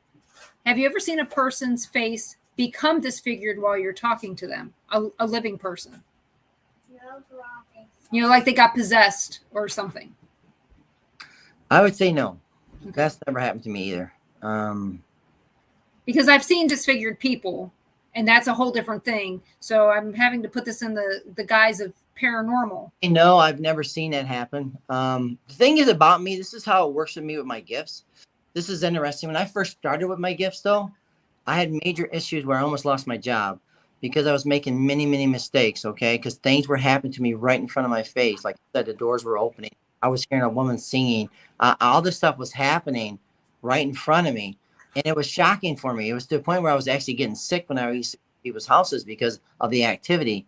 So I made an agreement because I was making so many mistakes. I was short on all my stuff because my mind was everywhere else instead of on my job. So I made a deal with the spirits and energies. Hey, don't come to me unless I actually want to communicate with you. And that's how it is with me. So I don't feel anything. I don't sense anything. I can go into a house. I don't feel nothing. Even if it's a 200-year house, I don't feel nothing until I open that door and start connecting. Same with people's energy. I can go into a grocery store. I don't connect with anybody. Nobody. I don't feel anything. I don't That's sense. probably safer. Yeah. It's very safer. And the thing is, I can live a life. I cannot be bothered by anybody. But whenever I want to connect, when I go to a group reading or if I have like 350 people in the audience, I'm in that mood. I'm in that mode. So then I can connect with this person. I can connect with that person. When I first started doing readings, though, it was scary because I could see bad things happening, okay? A lot of bad things were happening in a lot of readings. And it was scary to actually put that information down, especially past lives. I have to be careful with past lives because some people are not mentally stable to take the information I'm giving them. You understand what I mean? Mm-hmm. Scary. I had one lady, I did a reading for her. I said, I see her in the 1700s. She's in a castle. She ends up losing her husband. And she ends up slitting her wrist and dying. Okay. Well, I told this to this young lady, and like 3 months later, after the reading, something happened to her mind where she ended up trying to commit suicide, and she slit both of her wrists. And Oh, no. And she went to the hospital. She got out, and she explained to me. She sent me pictures that she ended up couldn't take the information that I gave her, and she ended up trying to kill herself. So that's very scary. And I see a lot of negativity in past lives where they were either murdered, they were raped, they were tortured. And that's why I don't do a lot of past lives, because it's so bad sometimes. But then sometimes it helps an individual that is fearful to be around other people, or, fearful of water because they drowned in their past life. So it helps and heals in a way too. So, but it's scary for me because I really bad stuff. And I tell people when I do a reading for them, if it's past life, be prepared, because it might unlock something in your mind that you might not want. If you read a person for a past life reading, could it be a different reading every time? If you read them multiple times, could they have multiple past lives that you catch up on? Well, let me explain something to you on that. That's kind of interesting. I was on a forum called Paranormal something on the internet. Okay, my name, every time I did these groups or these forums, I would change my name. So this one was Easy Listener. That's what my name was. That was my handle. Everybody else didn't have a real name on there. It was all fake names and fake pictures. So I would go on here, and this one lady came on and she said, "Please read my past life." So I read her past life, gave her a bunch of stuff, no problem. 6 months later, I'm on Unexplained Mysteries, another forum, and a new lady comes on. I don't know, her name was, say, Tabitha or whatever, but it wasn't her real name. She said, "Can you read my past life?" And my name over there was something different, like the Seer or something. You know what I mean? I had a different name. So then I read this lady, and I offered everything. And then she came back to me in a private message. Said, "You're not going to believe this." I said, "What do you mean?" She said, "Yeah, there's a guy on this other forum called Paranormal that read me, and everything is almost word for word from this other reader. How is that possible?" I said, "Well, what's the guy's name?" She said, "Easy Listener." I said, "Well, that's me." So I read her. Her energy still stayed the same 6 months later in a different name, different scenario and everything, but the reading was still exactly the same about her past life. So that past life stayed with me no matter what. But I do believe if I read a past life, I think we have multiple past lives. So whenever I do read a past life, I'm getting pieces of each past life. But it's connected to your current life. So sometimes it's connected to your current life, how you're feeling, your emotions, what's on your mind. I did one reading for this one individual. He said, "Please read me." And I read him. I said, "Listen, I see this plane. I see you're in a plane. I see you go missing. Your name is, for instance, Arthur." I gave him even a last name. And then I gave him a year and all this stuff. This guy looked it up because he always felt he had a past life. He looked it up. He found the actual plane. He found the person. He actually looked him up and found a picture of him. Then he posted it side by side in the actual group, and they were identical twins. Oh, wow. Because you've given me, when you were doing, Facebook Lives, you'd get done a past life reading on me. Okay. I'm not going to tell you what it was, but for me, when I read someone, I don't usually do it intentionally, but once I give them the message, I forget everything else. It's not my message. I don't track it. It's gone. It's gone in your Right. mind. It's gone. It's like the spirit gave me this message to tell you this. And then once I tell you, it's gone. Mm-hmm. Is that how you are? That's exactly. Now, see, when I first started this, I didn't know how to do that. When I first started reading people, I could remember every reading. Big problem. And I'll tell you the problem is, pretty soon I was feeling so much memories in my mind with all these readings. I was doing 7 to 10 readings a day. I've read over 11,000 people since I started this journey. Oh, wow. So I've read a lot of people, but I was reading 7 to 10 people a day. And it got to a point where I was, honest to God, losing my childhood memories because I was remembering all these other people's lives. Mm-hmm. So it got to a point where I couldn't remember this girl I dated when I was younger. She would send me pictures. "Rick, this is me, Lisa. I dated you." You understand what I mean? I'm like, "No, I don't know what you're talking about." She was sending pictures of us. That's funny. That's what we call the Kelly Bundy syndrome. She got her head so full of stuff that the one important thing she needed to remember was that her dad had thrown 4 touchdowns in a football game. And it became a question on this trivia thing. But they had loaded her mind full of all this other stuff. The one thing that she knew her whole life, she couldn't remember. Right. So that's exactly what it is. So I got to a point where once the information comes to me, it's gone. Now these ones I remember is because I remember them in my past whenever I was doing the readings. But honestly, it just once a person, like I just read 3 people today. I can't remember anything about it because it's not my information. I get the Right. information and I'm done. So that's just telling you that I'm normal.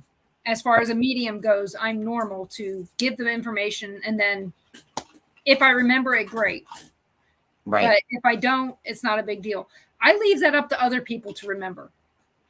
You know, like Ron and Carl, they can remember what I've said.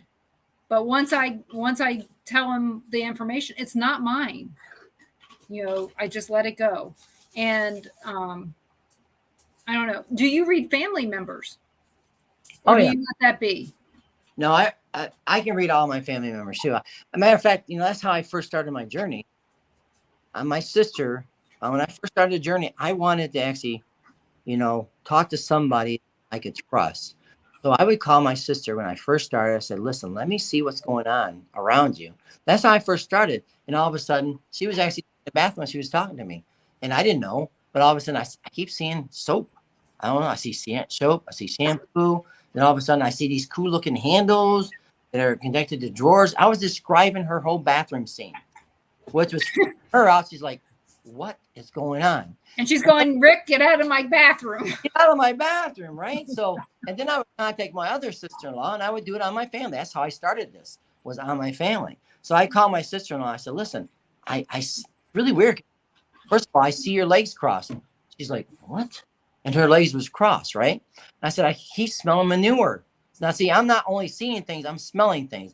I said, I keep smelling manure. She said, and I hear running water. And she looked over there and she has her running water to her fish tank. And this manure is so bad in her neighborhood because they just put down manure. And she said, are you outside my window? Because I was seeing exactly what was going on. So not only am I seeing it, I'm hearing it and I'm feeling it and I'm smelling it. You know what I mean? It's kind of cool. Kind of cool. That is because I tell people sometimes that it's hard for me to read people that I know well because I feel like I'm not giving them as valid information because I know them personally. You know all their stuff anyways. Yeah. And how much of your readings when you're with someone is their body language? Well, this is what's cool about the way I do readings, okay? If you watch how I did your reading, I look down. When I do readings at events, every time I do a gallery reading, I look down. I don't look at any body movements. That's why I'm more of a validated reader than most people. And you got your other readers that will actually have a group here. They're looking straight on. They're talking to you, communicate. Some people say, why do you look down? I say, I look down because this gives me a better way for people to actually believe what I'm doing because I'm not looking at their body language. I'm not, if I'm on something and they're smiling, then I'm going to keep in that direction, right? That's what they say. That's what they say about readings. Well, I don't look at anybody when I do a reading. Even on live, you go watch all of my live videos, I look down. I never look at the person or I look up. And that's how it always has been. And that makes me a better validated reader because I'm not reading anything about their clothing, about their hairstyle, about their makeup, or anything about their rings on them or their tattoos on them. And it's what's interesting, I was doing a reading at a gallery reading, and this girl had long sleeves on. Okay, no problem. And I told her, I said, she was a young girl, and I probably shouldn't have read her, but she was like 17, but her mom was there. And I said, well, listen, the spirits are telling me for you to stop the tattoos. Stop the tattoos. And this lady over here said, there's nothing wrong with tattoos. I said, there is something wrong with tattoos when they're obsessed with it, and every inch of their body is covered with tattoos. And I said, this is what's going on with this young lady. She's putting all of her money, she's working, and all of her money's going toward tattoos. It got to a point where she pulled up her sleeve, it was all tattoos. She pulled up the other sleeve, it was all tattoos. And the mom said, I told you about the tattoos. I told you about the tattoos. And that's what the spirits are telling me. They're giving me information. I'm not looking at the girl at all until she pulls up the sleeve and shows me. You know what I mean? But she's still apparently she was not real proud of her tattoos if she was covering them up in front of her mother. Exactly. So, yes. So, But the thing is, the spirit to give me what's needed for the individual to actually help them to actually move on.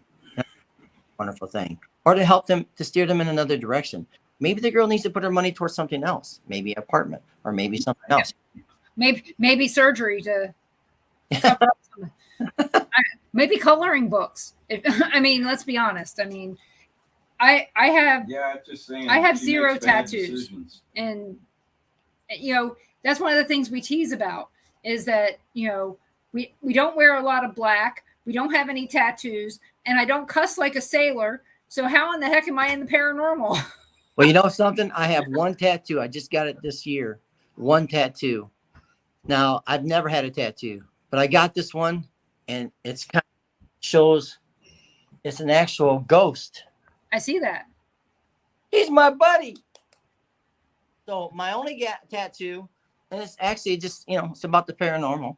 So it's kind of. The thing is what you like now, you'll probably still like till you die at this point. But Ron gives a story all the time because if I'd gotten a tattoo when I was 18, it would have been a Chevy logo and a Cardinals, baseball Cardinals. Oh, yeah. He doesn't like Chevys anymore, and he hates baseball. And that's usually what happens when people are young and they put all these tattoos on them. They end up changing it, covering it up. You know what I mean? Yep. So that's what happens. And it's always interesting. So where can everybody find you, Rick? You can find me on Facebook. I'm usually on Facebook. I used to have a website, but I got rid of my website. But I'm on Facebook. Just if you want to connect with me on Facebook, you can get with me there. I'm on TikTok too. So Rick Waid. I'm on TikTok too. I post TikTok videos and stuff. But the thing is about it is you guys got to pay attention to this new book because I think this new book's going to do really good. It's going to be like 250 pages.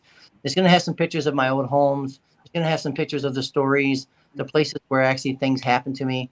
I mean, I had a really weird childhood, a really rough childhood. It's amazing I came out the way I came out.